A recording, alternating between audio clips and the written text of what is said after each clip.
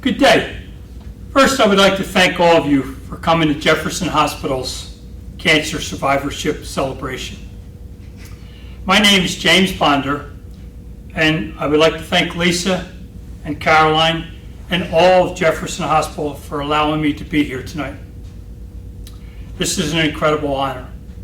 To say I'm a little bit nervous would be an understatement. Many people have asked me to share my story, and I hope that it resonates with you and may even inspire you to continue moving forward in your challenge with cancer. As I look around and see patients, caregivers, survivors, doctors, nurses, workers, administrators, and medical vendors, the one thing that we all have in common is we're here to celebrate life. So my name is James Bonder. I am the real 007. See, Sean Connery is really my stunt double. I use him and all the other actors because I don't have time for that. I am here, like all of you, to fight cancer. So what I'd like to share tonight is I'd like to tell you who I am, share my experiences with cancer, tell a couple stories, if you may, and tell you how I have managed to navigate cancer through my 4 F's. First, I have to tell you that about a year ago I had a stroke. And occasionally I lose my train of thought. So I do have to use my notes, because if not, I can go off some tangents, and God only knows where that will lead. So first, who am I?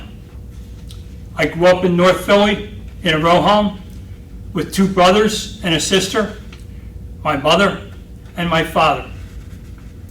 My father was the head of narcotics in the 50s and 60s. Can you imagine what that was like? Pretty strict household. He was one tough cookie.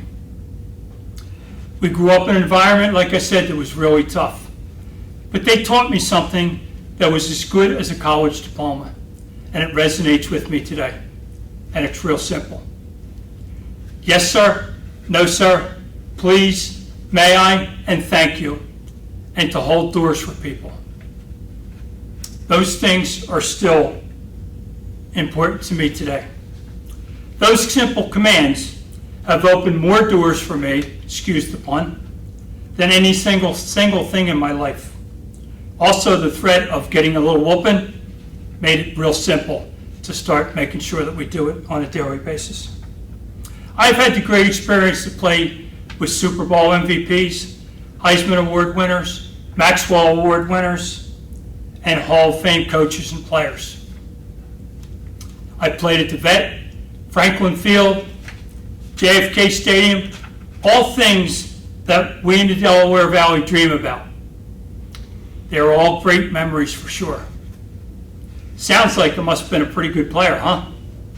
Trust me, I wasn't.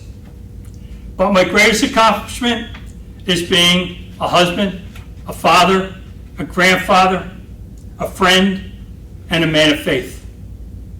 I am so proud to have lived my life with the opportunity to be a family man. I'd like to share with you my introduction into cancer. So I was introduced to cancer in 2009 when my wife was diagnosed with a very rare form of cancer called cancer of the bile duct. There are typically only a few cases nationally that are recorded annually. I had 4 kids when we heard this news, and I'm sure you can appreciate that this came as a shock to all of us. The courage that my wife shared and showed was unbelievable. She battled through chemo, radiation, many surgeries, and never complained.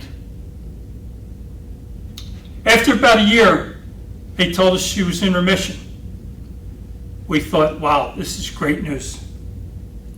And just as soon, we were told that the cancer came back and she was going to start to need radiation chemo, and possibly many surgeries.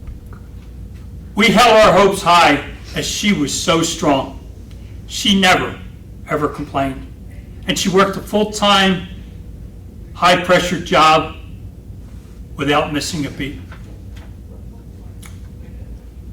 So I want to share with you, one night she says to me, because as I told you, she never complained, says to me, Ponder, I got two things.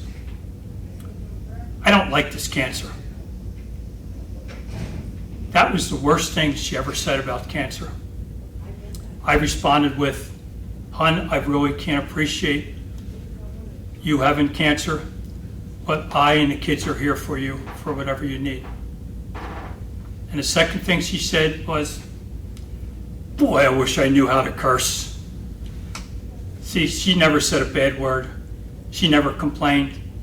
And with that one, I said, Hon, I really know a lot of people that can help you out. So we had a good laugh. And then one day she was getting tests and she was supposed to get treatment. And the doctor came up to me and said, Mr. Bonder, can I see you alone? I said, sure. So she says to me, Mr. Bonder, I'm not sure how to tell you this, but the cancer is very aggressive. And chemo is not going to help your wife anymore. There is nothing more that we can do. You have two options. You can have your wife go into the hospital, or you can take her home. Either way, she probably only has about another week to live. With that, I said, Doc, are you sure? There's no other options.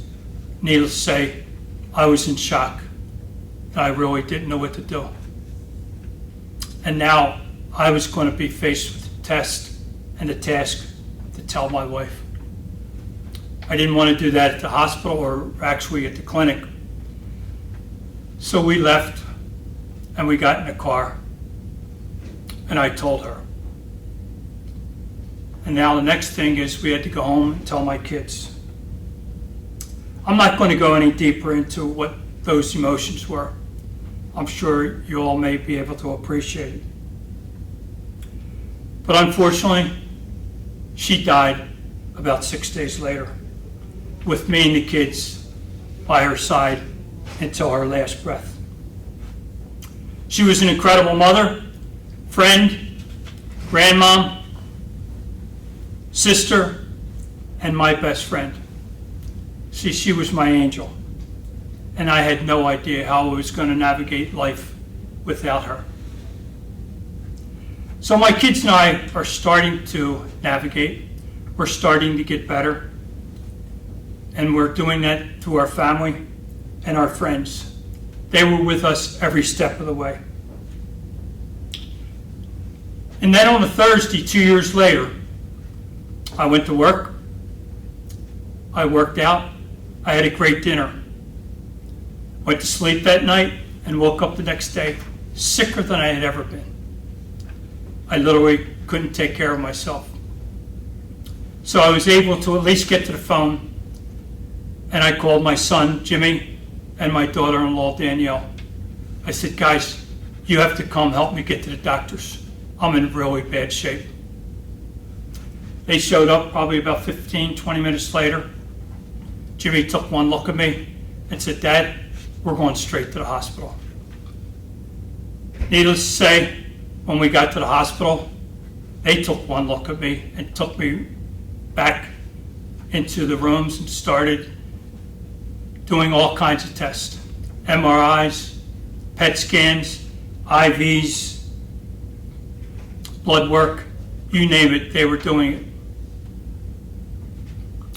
I was in a lot of discomfort as they were doing all this, but I was hoping for the best. At this point, a lot of other family members start to arrive. Then after about 8 hours, the doctor and the team said they would like to meet with me and my family. And I'll never forget what they said. Mr. Bonder, we don't know how to tell you this. Boy, that sounds familiar, doesn't it? Is what I said to myself. And they continued. They said, you have advanced stage 4 inoperable cancer. And this cancer will kill you. My thoughts, what? Are you kidding? What are we going to do? How long? Wow. I thought I was coming in because I had the flu. That was my mindset prior to that. So when they told me, you only have 6 months to live, you have to start chemo and radiation right away to have any chance for survival. Well, needless to say, I and my family were in shock.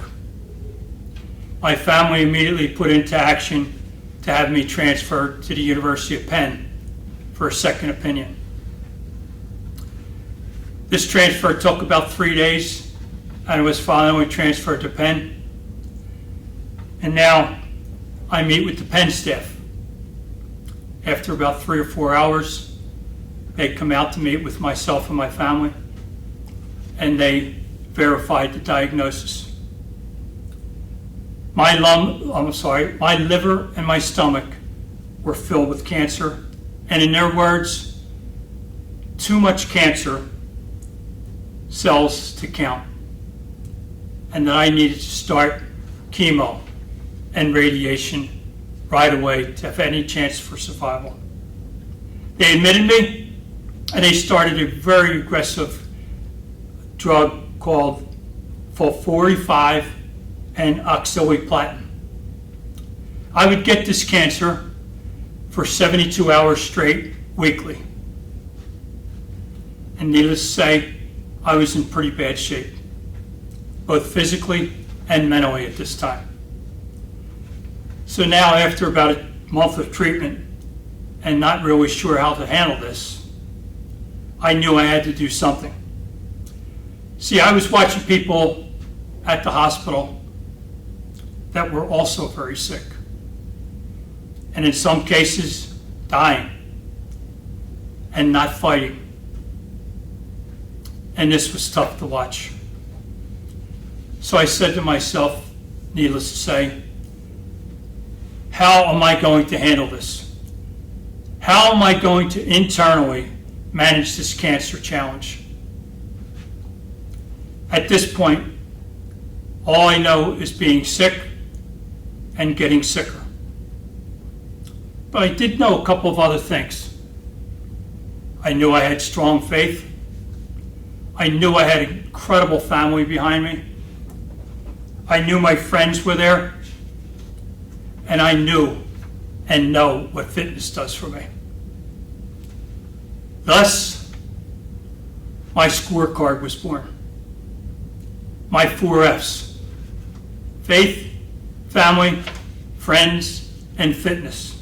This is going to be my mantra. If cancer is going to kill me, it is going to get my best shot. I'm not giving in, and I'm not going to give up. See, as athletes, we're all well aware of a scoreboard. It tells us how we did. Did we win? Did we lose? What do we need to work on? So for me, when I close every day with prayer, I review my scoreboard to see how I did. Remember, the scoreboard and the scorecard does not lie. So it was on. Cancer, here I come. So I'd like to share at the end of the day, I close my day with prayer. I share what's my truth to my faith. When I had the chance, did I allow and trust God to be my center, to allow Him to take over? And do I believe? And am I trustworthy to my faith? Did I do everything to take care of my family? Did I make sure that they get all of my love? Do they know that they are helping me get through this and I am not going to let them worry or see me give in or give up to cancer. See, I owed them that. I owed them to fight like my wife did. And then my friends, they are like family. Together with them on my team, we're not going to give up. We're going to fight like we are in the backyard in our old neighborhood, just as we did with kids. And then my fourth thing, my fitness. This is going to separate me from cancer, from feeling crappy. I am going to work out daily and give this my best shot, both mentally and physically. I will inspire, and I will look to be inspired. So with that, I will never forget telling the doctors and the nurses, okay, this is what I know. You guys are the experts. I trust you. I'm not going to go on the computer and look all this up and see what I have to do or what cancer is going to do to me. See, I'm just not that smart anyway. So I'm going to do everything I can to fight this along with you. You're going to get my best shot every single day. So at that point, I had more tests and a lot of chemo and radiation. And one day the doctor says to me, Mr. Bonder, this is incredible. Your cancer is shrinking. So this allowed me to say and ask my favorite question. I said, Doc, does this mean I'm not going to die? He shook his head and he said, no. Eventually this cancer will kill you. But we're just going to keep going along with our treatment. So with that, I said, okay, let's go. To give you an idea how tough some of the procedures were, at one point, they did a procedure where they were going to shoot my stomach and my liver with tons of radiation. They blocked off all my other areas to make sure that this radiation did not travel in any other areas of my body. Unfortunately, it did. And it burnt a hole in my stomach. So I left the hospital, not knowing this originally. When I got home, over the next 2 days when I would eat, I would just throw up. And I would literally fill a bucket up with throw up. And I did this all day long for 2 days. Finally, they said, Mr. Bonder, you've got to come back to the hospital. We have to address this. So when they talked about addressing it, after one point, they said to me, Mr. Bonder, we're going to have to put a tube in your body. And this tube is going to be your feeding tube. This is how you're going to eat. And I just assumed that was going to be for a couple days. Well, they sent me home with this tube. And this was going to provide all the nourishments that I was going to need through the IV. And before I left, they said to me, you have to understand, you cannot eat.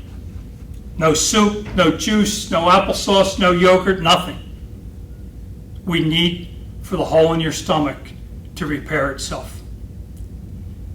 I said, okay. So they finally released me. I went home and I went to bed every night and hooked up to this tube. This tube would provide all the nourishments over a 9-hour period that I would need. I would wake up the next morning, I would go to work, I would work out, I would come home, and I'd plug back into the tube like I was at the gas station.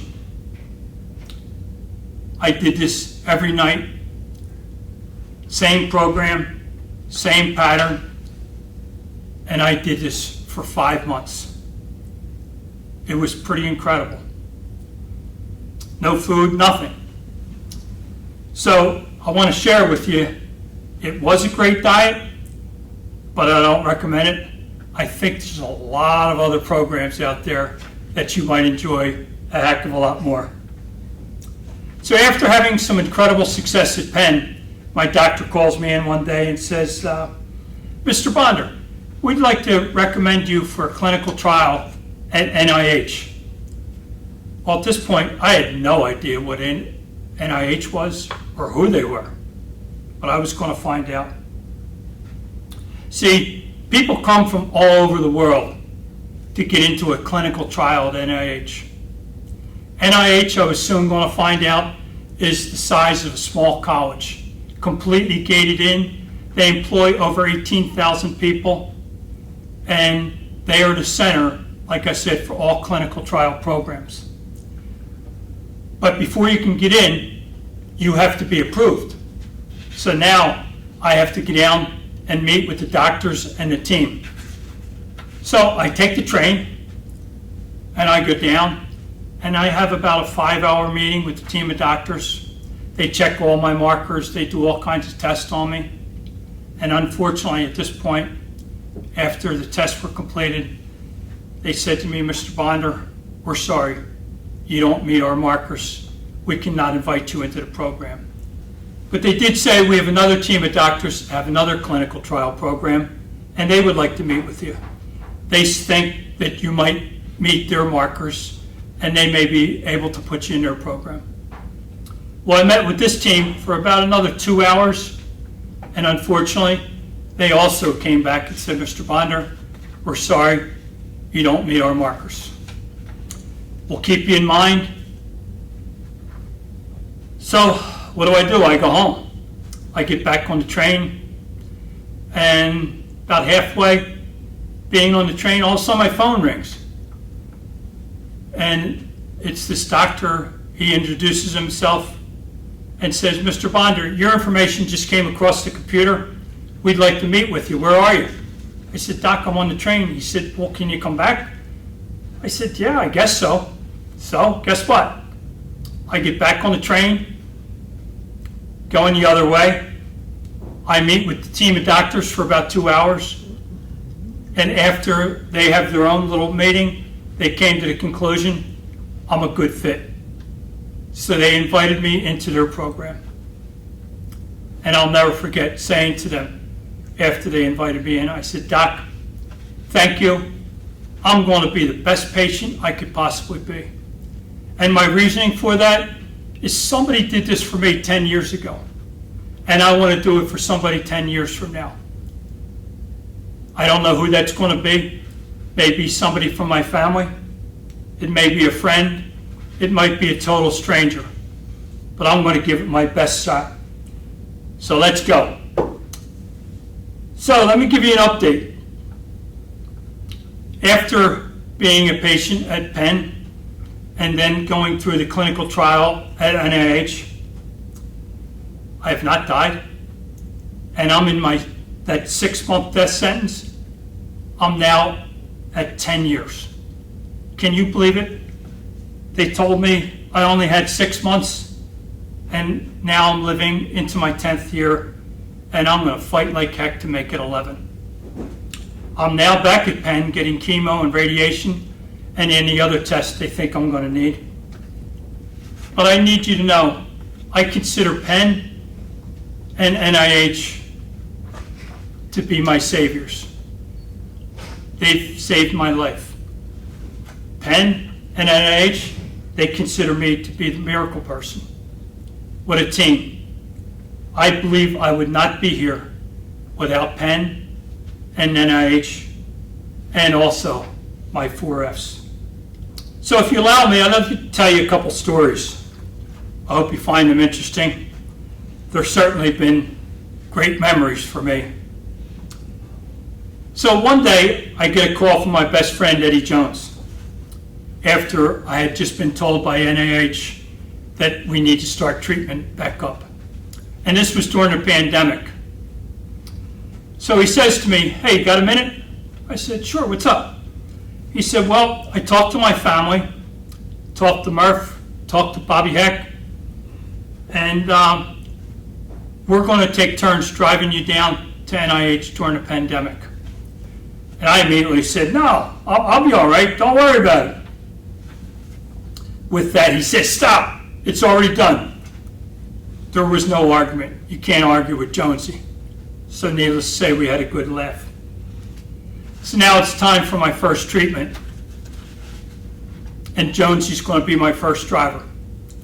So he arrives at my house at about 4:30 a.m. on a Tuesday morning. And we leave.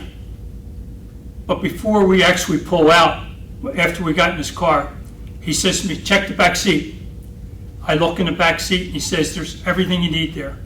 There's water, there's juice, there's crackers, there's hard-boiled eggs, there's fruit, there's celery, everything that you're going to need. There's blankets, there's a throw-up bag.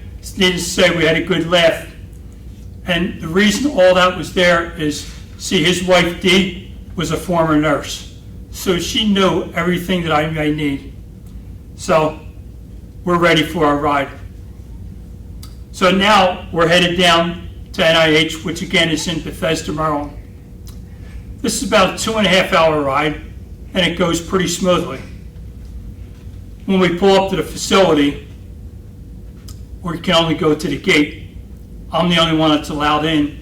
Due to the pandemic, Eddie can't get in. So I said to him, what are you going to do? He said, don't worry about it. I'll be fine. I said, all right. So he leaves and he just said, call me when you're done. So I go in, I get my treatment, and the treatment goes until about 8 o'clock that night. And Eddie meets me at the gate.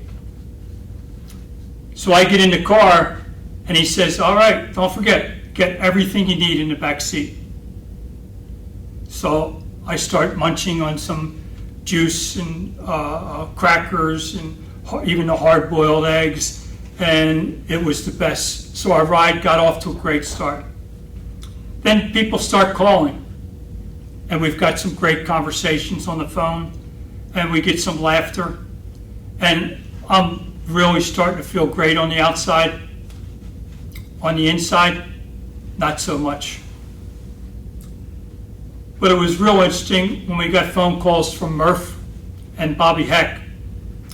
Eddie wanted to make sure that they knew what to do. He said, all right, fellas, this is what you do. And he ran through the procedures. And eventually closed and said, now, don't mess it up. So we had a good laugh over that. But what really was incredible is we were home in 20 minutes.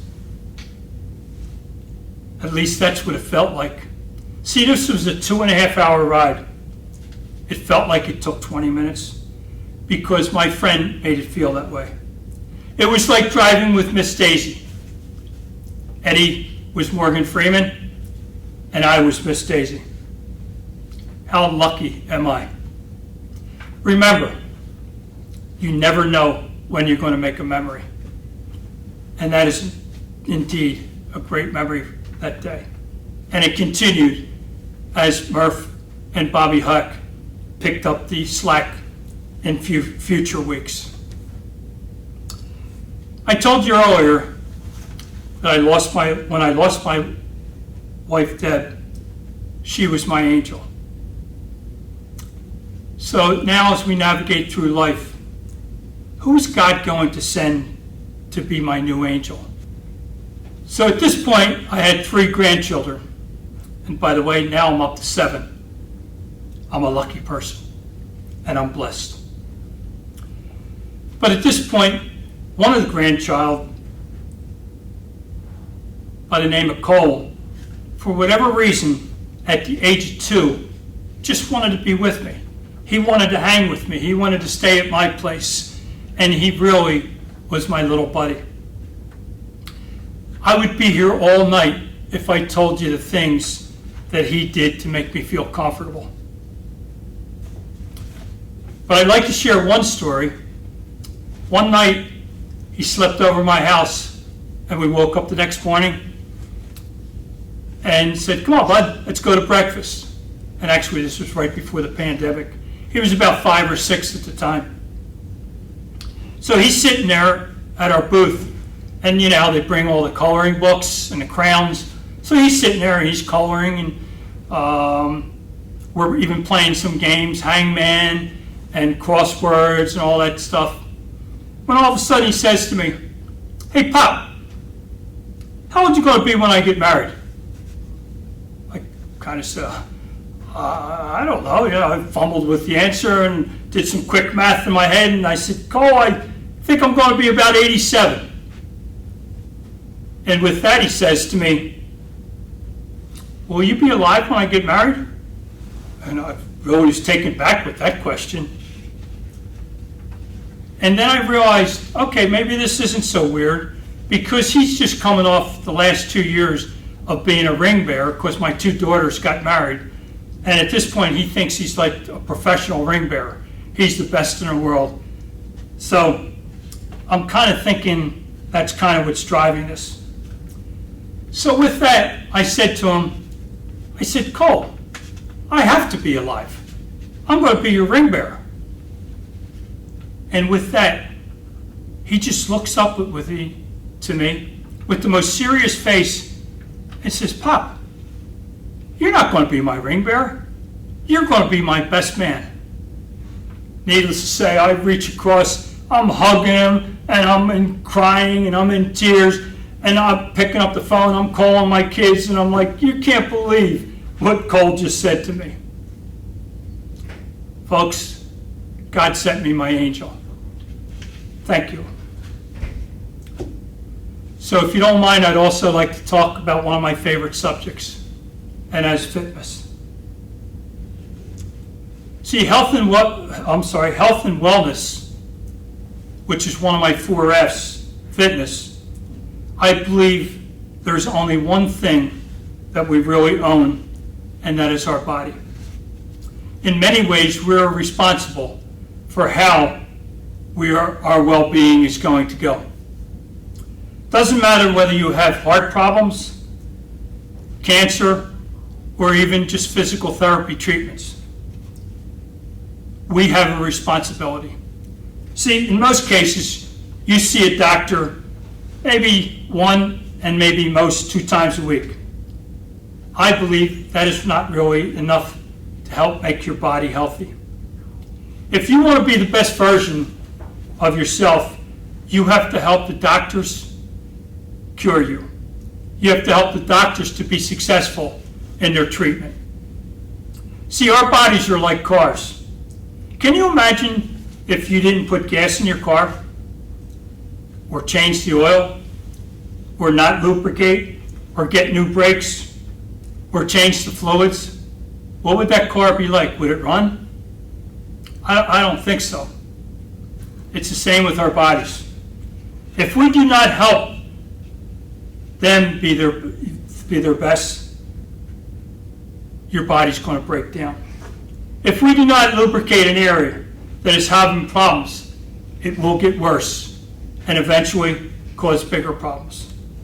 So I challenge all of us to take ownership to be our best. I cannot tell you how many times I see people doing PT and they do not do anything else for the entire week. And yet they complain they're not getting better.